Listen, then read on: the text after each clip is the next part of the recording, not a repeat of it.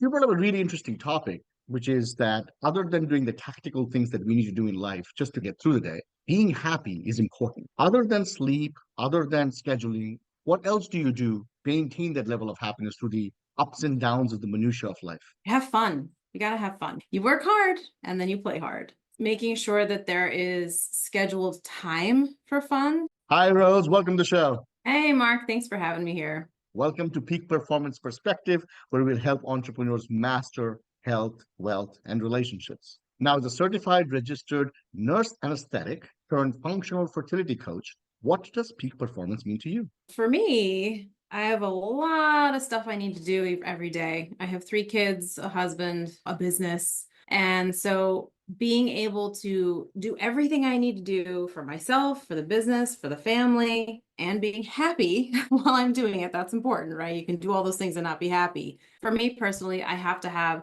some of the most foundational things in place, which for me, good sleep every night. If my sleep crumbles, I'm a mess. And good scheduling. I have to have a really good schedule throughout the week to make sure everything gets done. You brought up a really interesting topic, which is that other than doing the tactical things that we need to do in life just to get through the day, being happy is important. Other than sleep, other than scheduling, what else do you do to maintain that level of happiness through the ups and downs of the minutia of life? Have fun. You got to have fun. You work hard and then you play hard. Making sure that there is scheduled time for fun. I think in the beginning, when I had my business, I struggled with being new to it, right? I was new to making my own schedule. I was new to being my own boss. And so something fun would land in my lap and I'd be like, oh, I want to do this thing. That sounds fun. I'll just do this other business thing later. But that's not the way to do it. So you schedule your work and you schedule your fun, and then you're able to maintain a really good balance there between working for your business, working with your business, and spending time with your kids and having fun.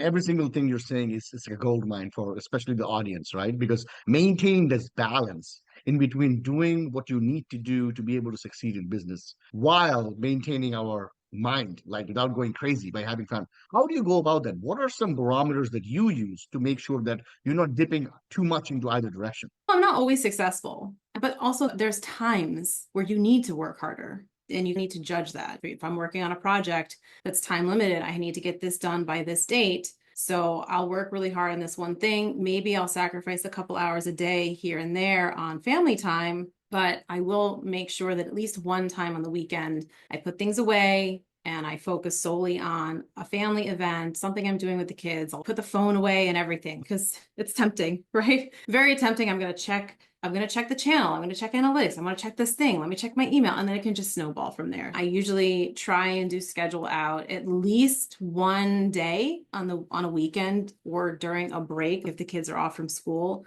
One full day where I put things away and I focus on family. But the rest of the time, I got to make sure the baby is fed and the baby is the business. You started as a healthcare professional with a background in nursing and functional medicine. What was the turning point that led you to specialize in fertility coaching? I had my own personal kind of like fertility issues that I wasn't really getting help with. And I was bouncing around to many different doctors to deal with different symptoms. Like I was going to one doctor for GI symptoms, another doctor for trying to conceive, and then another doctor for whatever else. And different prescriptions for different things. None of them crossed paths. And I had my own issues for several years, miscarriages, and I felt like I was being thrown to the side. That in conjunction with my hospital work, I had noticed that a lot of the things that we see working in research, it doesn't make it into clinics, sometimes for decades, 20, 30, 40, 50 years of good clinical research doesn't make it into the doctor's office. That means it doesn't get to the patients. And when I was going through my own fertility stuff, and it took years, 6, 7 years to fix my own stuff. And then I think the turning point for me, I was working in the operating room. I'd probably been there about 10 years at this point. And I was doing IVF for egg retrievals. I was on my 8th or 9th egg retrieval of the day. And I went out to the patient in pre-op, was interviewing her. She was there for her 15th IVF egg retrieval. And I was curious because I had years previous of research on functional medicine and functional fertility and all that stuff for myself. I asked her hey, 15, wow, that's a lot. She goes, I know, I'm trying everything. And out of curiosity, I asked her what kinds of things are you trying? She said, I'm doing what my doctor is telling me to do. I said, all right, perfect. The pre-anesthesia screening, all that stuff. Get to the operating room. I'm working with a premier IVF doctor. super nice guy. I've worked with him for years. And after I put the patient to sleep, I asked him, hey, do you ever go over your patients, the kinds of supplements they can use for certain things, or dietary things, or holistic things they can do to help their fertility? And the guy was very dismissive. And he was like, yeah, I don't really believe in any of that stuff. And I don't have time to look at any of that research anyways. And I was like, this woman has spent probably at this point 6 figures on IVF and isn't getting the help she needs. And that's just one story out of so many stories out there. And that was one of the biggest turning points for me, where I was like, this is needed. The fertility field, women need this information. And infertility is going up at a clip of 1% every single year, which is cataclysmic, essentially. So we're doing something wrong. We've been doing something wrong. We've been doing a lot of things wrong for the last 50 years. And it's important that we start getting it right. Many women struggle for years before seeking help. What are some of the biggest misconceptions people have about fertility and reproductive health? Oh God, where do I start with that? One of the biggest things that I think gets lost is that we have this thing in healthcare where we separate out different body parts to different specialties. And it can feel very disconnected and disjointed. And so when you're going to your OB and your gynecologist to try and get pregnant, it's just zoning in on that one thing rather than zooming out and taking a look at that whole picture. And usually when I get a woman who's been like, I've been trying for 5 years and I don't know what to do, she hasn't done that zooming out yet. And it's not her fault. It's just the fact that in healthcare, we don't zoom out and take the entire picture of what's going on in all of the systems in the body. And it's really about, it's not just about what's going on in your uterus and in your fertility specifically. Your fertility is a measure of your overall health. And that's where you need to start. We need to start making different tweaks here and there to your health to bring full fertility. Are you different than other fertility coaches that are also holistic out there? Because if someone is listening to this and they're trying to navigate through the holistic fertility world, what sets you apart? So functional fertility is really about this, for what I do, is it's really about the cells. Like, how do we actually change what is happening in the body on a very basic cellular level? So we're actually working with, how do we change little teeny tiny structures inside cells, like the mitochondria, how they work. And it's a bigger picture of overall metabolic dysfunction and how that really affects cellular dysfunction. Because in essence, every health issue, especially fertility, it's a dysfunction in how our cells are working. And that's the focus of functional fertility. It's really getting to the root issue, why your cells aren't working the way we need them to, and how do we switch that for you? And it's going to be different for every person. Despite the growing movement around natural fertility solutions, though, there are still many doctors, like you mentioned, that push medical interventions. First, why do you think there is such resistance to a more holistic approach if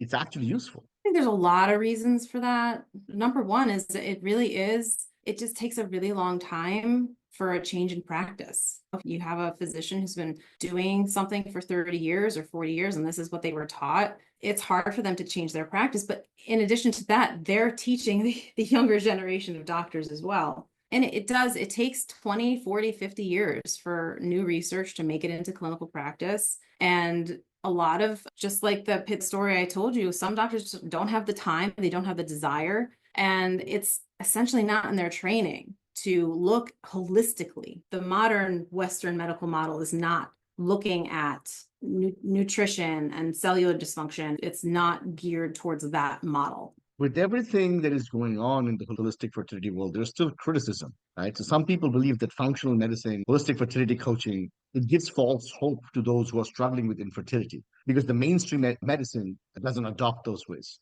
right? How do you respond to criticism like that? Again, infertility is going up at a rate of 1% every single year. Maternal mortality has doubled since the year of 2000. We are getting it wrong time and time again. There are a multitude of things that we are doing in modern medicine that we're doing wrong. And we don't even know what that all is. So it's completely just ludicrous for us to think that because modern medicine says it, it's true. When I was in school, it was pretty much understood that what you're learning now could be different or completely wrong in 7 years. So it's important to keep up with the new research. It's important to keep up with continuing education credits and things like that. It's important to widen your horizon to understand what we're getting wrong. Like, it's clear from the statistics that we are getting it wrong. And then just on like my own personal experience, I do see patients who have been trying to get pregnant 7, 8, 9, 10, 11 years in the modern medical system, unable to get pregnant. They'll come and do work with me for 5, 6, 7 months, and then they'll get pregnant naturally.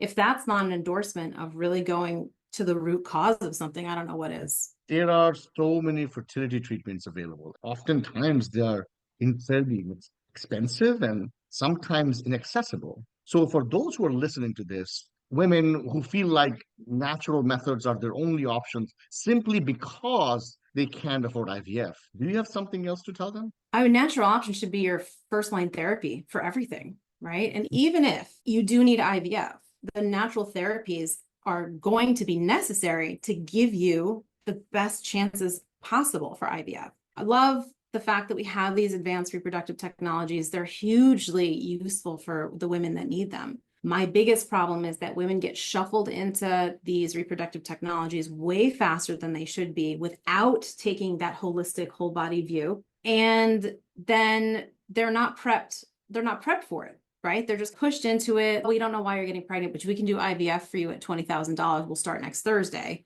And we don't do any of the work on improving your hormones, decreasing inflammation, improving cellular health, improving egg health, improving sperm health. There's a whole plethora of things to do to get you ready for IVF.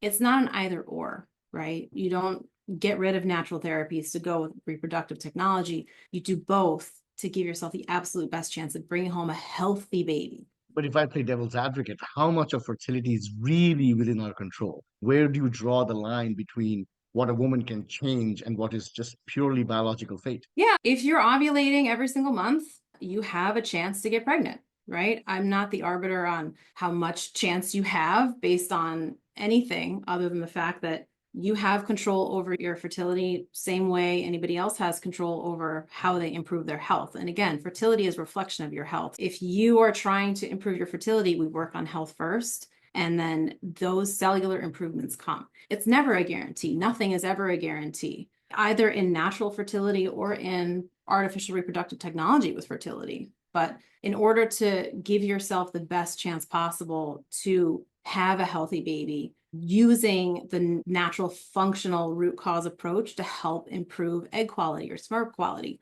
These things are things that we see not only work in clinical trials, but then case study by case study with patients that you have.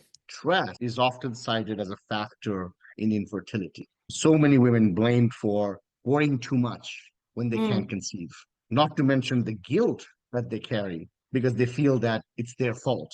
How do you navigate these conversations with your patients? Yeah, it's a tough one, right? It's just impossible to take stress out of life. And then you have the added thing of, oh, just relax and it'll happen. Just relax and you'll get pregnant, which is the most infuriating thing to say to any woman who's trying to get pregnant. And, oh, cool, great. If a beach vacation was all I needed, I'd be pregnant 45 times by now, right? So it's dismissive to say that kind of thing, but stress does have a huge impact. And the best thing to do for that is, how do you eat an elephant? One bite at a time. You're trying to have a baby. That's an enormous goal. That's a huge goal. How do you know you're walking the right path and you're making the right decisions for your body to get there? There need to be other goals that you hit along the way, much like anything else that you're doing. If you're trying to lose 100 pounds, we're not just going to go from where you are to having lost 100 pounds. You're going to go pound by pound. So we need to look at your cycle. We need to look at other factors that are going on in your body. And those are the things that we work on. It's progress, not perfection. When we start to see the needle move in gut health, sleep, your period, ovulation, and there's hundreds of measurements of things that we can take, that's when you start to see, okay, I was there, now I'm here. I'm a lot closer to there. Do you believe age is as big a factor in fertility as mainstream medicine makes it seem? Or do you think that we've been conditioned to believe that there is some type of an expiration date? The expiration date is menopause, but that's not the same for every woman. And it's in modern medicine, it's okay, you're 40 now, so you can't have a baby, right? It's too late. Age is an important factor, but it's not the most important thing. I've seen women who have been 48, 49 getting pregnant naturally. Okay, I've seen women who have an AMH, which is a measurement they use to look at ovarian reserve, or quote, how many eggs you have left. I've seen women who have an almost undetectable AMH level of 0.001 go on to get pregnant in a matter of 5 or 6 months. If these measurements of low AMH, and if age was the only factor or the biggest factor that mattered, these natural functional therapies would not work like they do. And it would be like mathematical, like 2 + 2 is 4, right? Okay, you're 40, therefore no babies. But most of my patients are in their 40s, and I see success all the time with that. What do you think is the biggest mistake women making when it comes to their diet and hormonal health? Because you're stating those are two biggest things there are. The biggest mistake? A lot of it is they're doing what I call tactic farming. And that can apply to anything. That can apply to their diet, that can apply to their supplements, that can apply to their stress management techniques. They can apply with an entrepreneur in their business where they're just trying to like, I see something here, I guess I'll try that. I see this over there, I'll try that now. And it's just one thing after another. And you need three things. You need to have the right plan with consistency for the right amount of time. And more often than not, women don't even have the right plan. They certainly don't do it consistently because it's frustrating. And then they don't do it for the right amount of time anyways. Tactic farming with anything, especially with diet, is one of the biggest things that I see. If someone knows that they have an underlying hormonal imbalance that's affecting their infertility, what are the first steps they should be taking to address it? A lot of times women don't really know what the issue is. They just have a feeling that something's not quite right. Or they go to the doctor's office and they feel like, I feel like there's something missing. Or is that really it? Like I get medications or IVF and that's it. Some women do have a gut feeling. I feel like there's something wrong though. I feel like there is an issue. Even though the doctor's telling me everything's normal, I feel like there's an issue. A lot of women feel that. But it's about really looking at, well, what's going on in your body? Are you having regular cycles? Are you having painful periods? Are you unable to sleep? Do you have a lot of gut symptoms? Do you have brain fog? It's like this tree theory I talk about with my patients. When you're looking at a tree, you see the branches, the leaves, the trunk. These are all the things that you see above ground. But you and I know instinctively about trees and plants that there's an entire root system underneath the ground. We can't see it, but we know that it's there. And we know whatever we're seeing above ground is only because of whatever's happening at the root level. And the same is true for our health, what I call our health and fertility tree. We have a bunch of symptoms that are happening in our body. I call them branch symptoms. So anything we see or feel or experience in our body, those are all because of whatever's happening inside. All right. So any symptom that you are experiencing in or on your body is a sign of what's going on inside. So if you're not feeling great, you're fatigued, you have irregular periods, you're gaining weight, you've brain fog and you're like 29, these are all things to pay attention to. Again, fertility follows health. If you're not feeling right, or you feel like you're feeling different than you were a few years ago, or your period is different than it was a few years ago, these are all things that are important to look at. This is primarily a podcast for entrepreneurs. And as you put it out perfectly before, when we start a business is like our baby. And when Yeah. we're working on this baby, which is the business, sometimes we don't have to make our own babies, have time to make our own babies, right? Every single day, entrepreneurs are putting off having children because they want to attain a certain level of success before they even start trying. What role does male fertility play in conception struggles? And do you think it's still an overlooked part of the conversation? Oh, male fertility is a huge part of the equation, and it's definitely overlooked. If you've been trying for 6 months or more and you can't get pregnant, you should have your partner's sperm checked,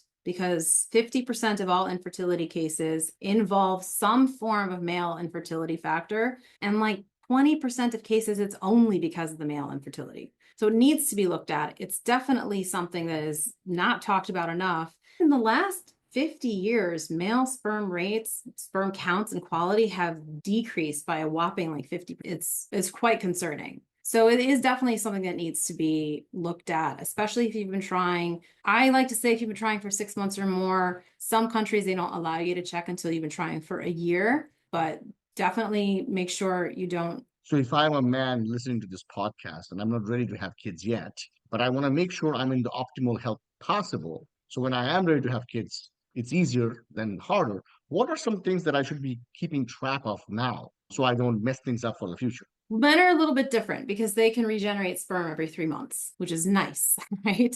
But the same thing applies, right? Your sperm are going to be a reflection of your overall health, barring any kind of actual physical impediments like a varicocele or something, which you would need to get checked by a urologist. The same lifestyle factors apply, right? Your sperm are going to be a reflection. So you need to be doing all of the good things, sleeping well, having a good nutrient dense diet that's full of whole and unprocessed foods. You got to have the right macronutrient ratio for you as well, depending on your specific metabolic dysfunction or not. It's going to vary for everyone. But again, it's about health. So are you sleeping? Are you eating well? Are you keeping stress down? Keeping alcohol to a minimum once or twice a month is going to be really important for male sperm. Male sperm have a lot to do with miscarriage rates, the placental blood flow, all these different things. So it's really important. Alcohol is going to be one of the biggest ones that guys struggle with. Obviously, the work that you're doing, the message that you're putting out is helping millions of people around the world. And the stance that you have is also very interesting because it's not what conventional methodologies that are suggested by doctors, right? So, what's the most controversial stance that you have that you've taken in the fertility space? The most controversial one, I think I ruffle a lot of feathers when I say we're getting it wrong. Like, I've worked with so many wonderful doctors over the years, but a lot of OBGYN, they don't like it when you say, hey, what's going on with the mortality rate? What's up with the rising infertility? What are we doing wrong?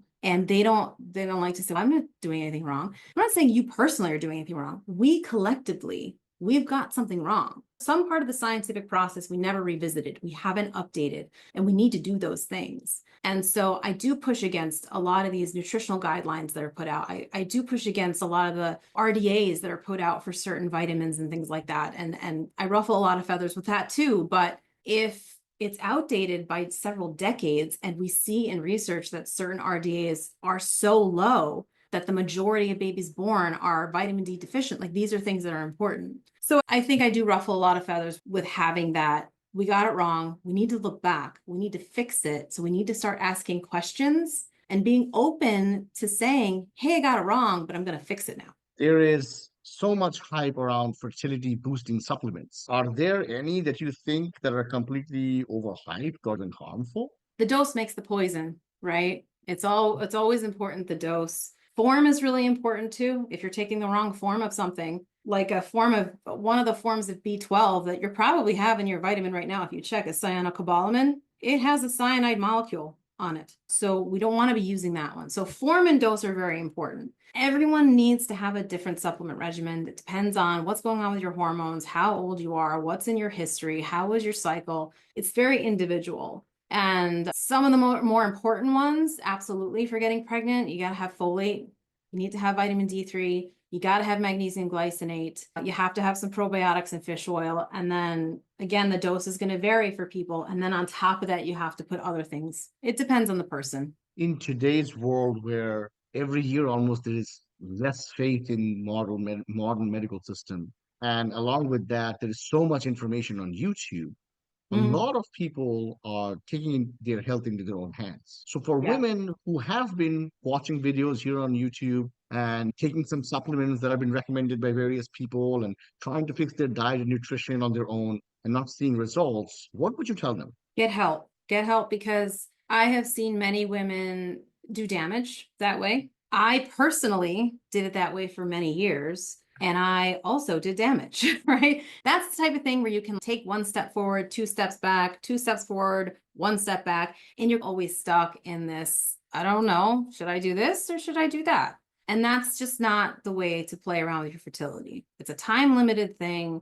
We want to make sure we're having healthy babies. And so what you do now matters not only for the health of your baby, but the health of your grandchildren as well. Your preconception care matters to how healthy baby is and how safe delivery is. All of these things matter. Make sure you're talking to a qualified professional who can help you with these things. And if you have questions, if you have doubts, advocate for yourself. Make sure you're getting the right information from the right source. If you could debunk one major fertility myth right now that drives you crazy, which one would it be? Oh, which one do I pick? Again, it's going to have to be that age, right? The whole age is the only thing that matters, or age is the biggest thing that matters. Along with that is your AMH is like the be all end all measurement of your fertility, and it's not. So one of my patients, D, she came to me with an AMH value of 0.001, which is basically almost undetectable. This lab just has a very sensitive machine, but 0.001 AMH. The doctors were like, yeah, this is not happening for you. You need to go to IVF like yesterday. And it's not a measure of whether or not you can get pregnant. It's not a measure of your egg quality either. So if you are still ovulating, you still have a chance of getting pregnant. Your focus needs to be on quality, not quantity. You only need one good egg. All right. So that's one of the biggest things. I think that's one of the most common things that I see. women coming on and saying, my doctor said I'm too old, or my doctor said my AMH is too low. And countless times I've seen women with very low AMHs get pregnant. It's so confusing, right? Because so many women find themselves emotionally exhausted from trying everything, the diet changes and the supplement and the mindset work. And sometimes they still don't see success. At what point should someone actually listen to a doctor, stop trying natural methods, and go into medical interventions? Because you're talking about cases where it's negligibly small and you're still able to bring people back. Yeah, that has to be, you have to be working with a good provider who can say, okay, you're doing all these things. I think now is the time that we start looking for help. You know what I mean? Like, we can go with this route, we can do this type of thing. And it's all about building your baby making dream team. Again, it's not an either or. You should be doing natural dietary lifestyle things no matter what you're doing, whether you're trying naturally or whether you're going for IVF. If you do it when you go for IVF, it makes your chances better. Why would we not do something that makes our chances better? You've got to be working with a good professional who will say, I do think that we should be using this medication now. I do think this would be a good idea. And I will do that with my patients. And I'll set it out in the beginning too. For a patient that I know, hey, we do have a time limit here. Like, we have a timeline that we want to be able to get pregnant and have a baby. Some patients are resistant to using any kind of medication. That's just who they are. And we'll find through testing they have some thyroid issues. And they'll say, I really want to do this naturally. And I'll have to be the one to say, I understand that, but you're 44 and it could take us a whole year to get this piece under control naturally. So we need to employ some sort of medication for this and then take it from there. And that's the piece that's like threading the needle, deciding on when to tell people that. But I'm usually very upfront and honest with people in the beginning. Absolutely, these things can help you, right? But if you have a timeline for IVF because you're 43 and the IVF clinic doesn't do it past 44, we have to be conscientious of those things. Men and women, especially for women, feel a deep sense of personal failure when they're not able to conceive. How do you help them redefine what success looks like if they are in a position where they truly cannot conceive? Yeah, if we've gone through the gamut of things and it's something that we just can't have it be done, which is always the key. There's always the possibility of that. It's never a guarantee with anything. And that can be really difficult. And every woman is different with that and how they process it and what they decide to do with it next. It's very individual. And part of my role in that is being there to listen to them, not tell them how to feel, but just holding that space for them to tell me how they're feeling and what they think, and me being a shoulder to cry on. Legacy. What's the legacy you're hoping to leave behind in the fertility world? Oh, the legacy. I'd like to say that by the time I'm done, we won't be getting it wrong anymore. The infertility rates will be going down, and PCOS will not be so rampant in not only our country, but other countries like China. All over the world, this is becoming a problem. And I'd like a lot of these outdated guidelines that are not rooted in good science anymore to be updated. Like, we have to revisit things nothing drives me crazier than hearing a doctor say, we've known this since 1991. Like, what? 1991? Do you know how long that was now? Like, 2025. We need to revisit. We've gotten something wrong. We need to revisit the science and ask better questions, because back in the 1990s, we didn't know nearly as many things as we know now about genetics and how they work. So yeah, by the time with my legacy, I want to push the boundaries. I want to say, let's update the science. Let's figure out where we've gone wrong and not have it be wrong anymore.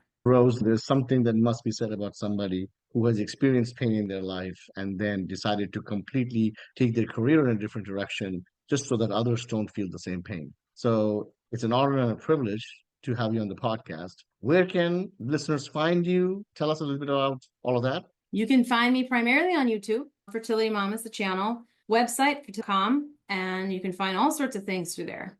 Do you have any free giveaway, anything that they can do? Oh, there's tons of stuff on there. I have a 7-day fertility reset. We have a fertility diet fix. We have the supplement information. You got questions, we got answers somewhere on the channel and somewhere on the website. Thank you so much for being on the show, Rose. It was great talking to you. Thank you so much, Mark.